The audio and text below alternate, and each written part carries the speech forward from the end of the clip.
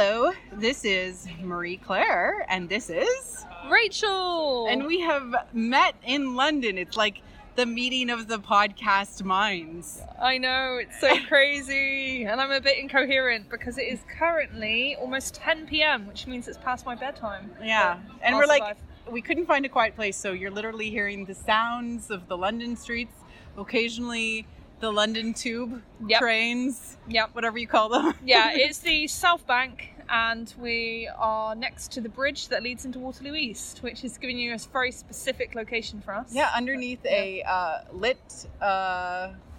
Impractical wigwam. Oh yeah, an impractical wigwam. It will not keep the rain out. But luckily there is no rain, so we're all good. Yeah, it's very nice. Rachel invited me to go see Mythic, which is a new musical available in London. Yep, it's at the Charing Cross Theatre, and I think it has like another week left on its run, something like that.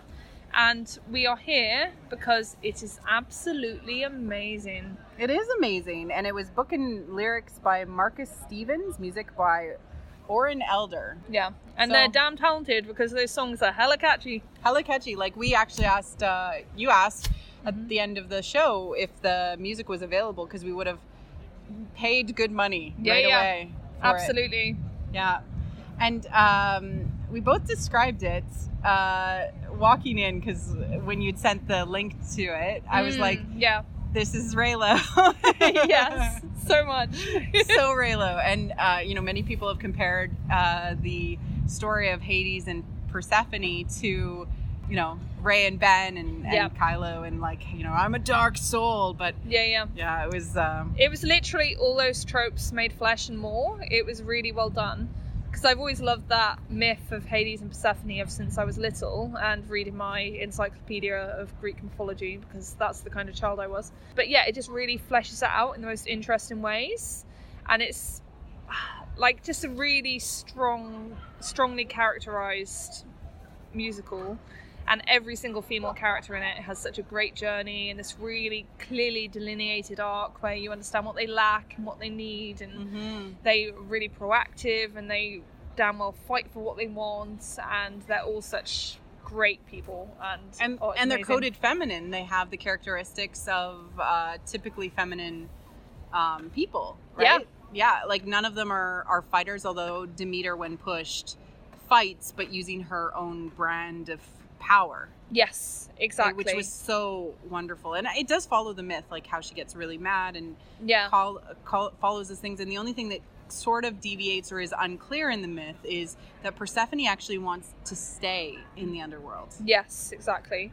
It was a bit like, how with the story of Helen of Troy in the old stories, there's different versions of that story. And in some, Helen was kidnapped, whereas in others, she chose to go with Paris. Yeah. And I think Mythic was doing something like that, where it's saying, well, the story you might know might be the one where she was kidnapped and spirited away to the underworld against her will. But in our story, she's there by choice. And it's not, immediately a choice from the beginning, in that she kind of stumbles into it to begin with. Yeah. But then it's about her finding kind of on a bender. Yeah, kind of on a bender. Yeah, it's like a drunken night out, like a dirty snog, or in the hallway, not knowing what you're doing. And then you wind up in the underworld, who knows. But yeah, when she finds herself there, she ends up realizing what her power is and discovering herself in a way she was never able to before. And it's so nice because while the love story is really important to her journey and her development into this fully realized, powerful character, is not just about the love story. That's just one element within this wider batch of things that all empower her and make her realize who she wants to be and what her own destiny is. And it was just so wonderful. There was a line where she said, it was near the end when she chose to be in the underworld, and Hades asked, are you choosing to be here with me because you love me? And she's like, I'm choosing to be here for myself, and I love you. Yeah, exactly. And that was the summation of what I think both you and I wanted out of it, you know?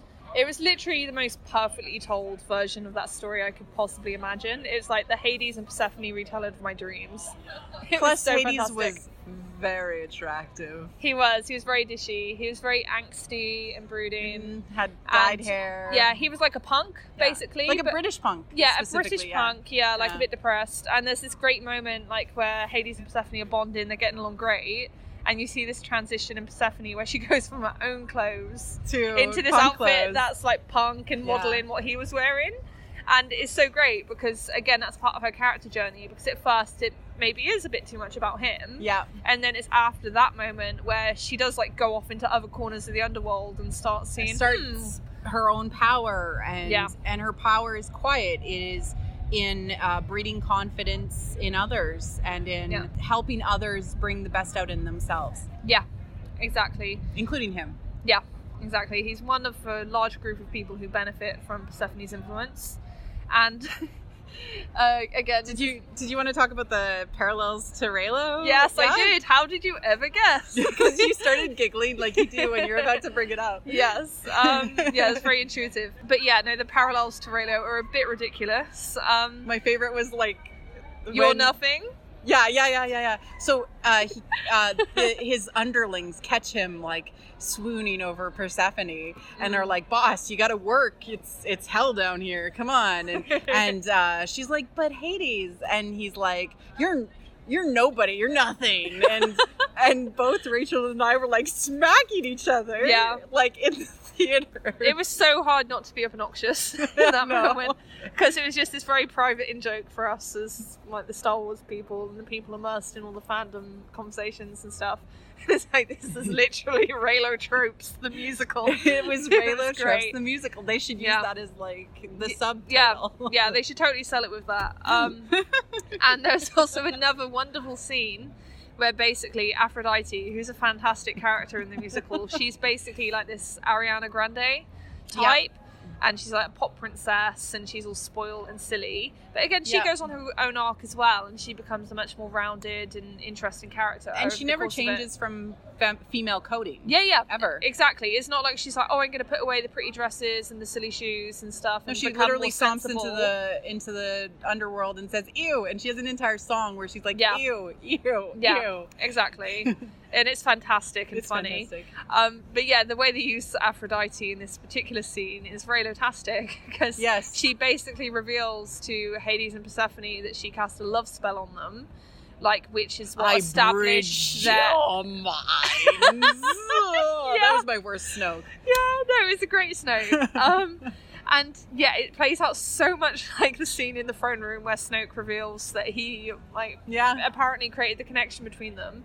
And it has like an almost identical like narrative purpose. Yeah. Because like Hades is like appalled by this, and he runs away. Yeah, and he's like, away. I need to be evil. Yeah. And he's like, oh god, it wasn't real. Oh no. And that's like a turning point where things go sour for them. Yeah. And yeah, it's like, oh my god, can I use this musical to predict how Reylo will play out in episode 9? What is this? It's doing all sorts of things to my head. Yeah. And I still need to sleep on it to come up with the like key that will unlock the mysteries of Reylo in episode 9. But yeah, I think they might well be in the musical Mythic, so you should go and see it. Yeah, if you're in London, go see it. And if it ends up traveling across to North America, I will make an effort to see it if I am able to again. I would literally go and see it again the same night. Same. Like, I actually will genuinely make an effort to see it again because it's that fantastic, and it really deserves a big audience.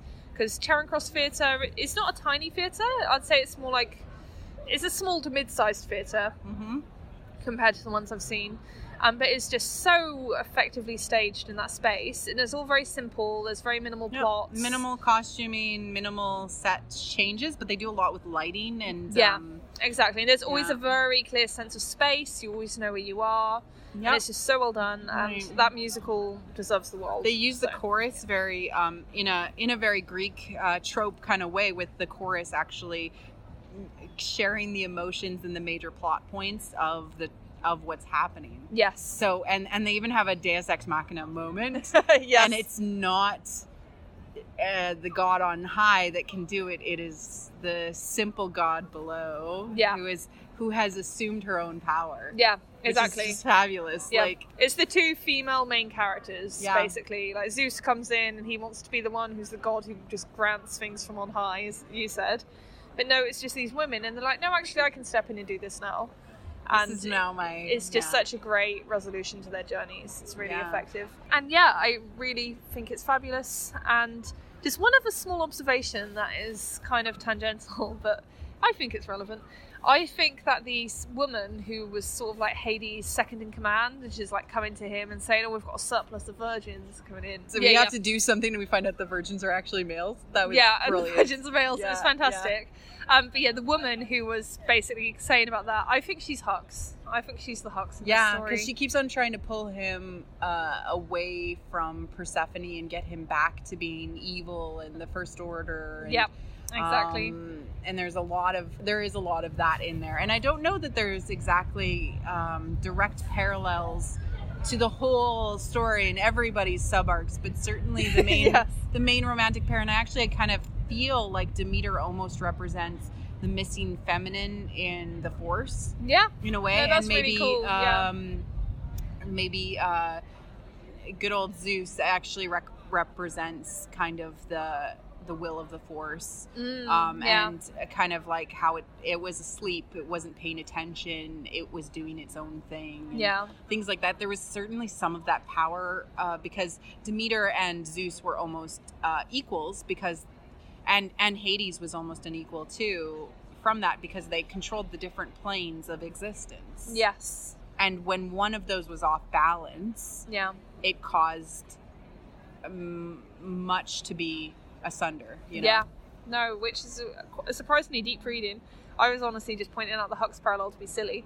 No, I love it. It's great. But yeah, no, you took that in a very sensible direction. And I think there's something in that, to be honest. Yeah. I would need to be less tired to properly process it, but that's a really interesting idea.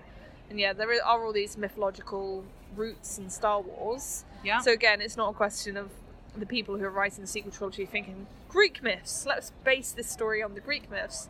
But it's about some of those elements and some of those component parts being so intrinsic to storytelling and story structure that they are going to manifest in these new stories. And the collective unconscious of our culture has been built on these myths for so long, and these tropes that are quieter from a storytelling perspective and brought not as much to the forefront, but are there nonetheless. Yes. Absolutely. Cool. Well, that was wonderful. Anytime I'm in London, you're welcome to drag me to a musical. I'd be more than happy to. In that I will come willingly and spend as much time as possible with you. Oh, excellent. This is really great. Yeah, no, it's been wonderful to meet you. And yeah, we even recorded an impromptu podcast, which has been so much fun. And say bye to the train, everyone, as well, because Goodbye, our friend train. the train is here. Bye-bye, train. Bye-bye, Love you. train. Okay, and bye-bye, listeners. Bye-bye. Bye-bye.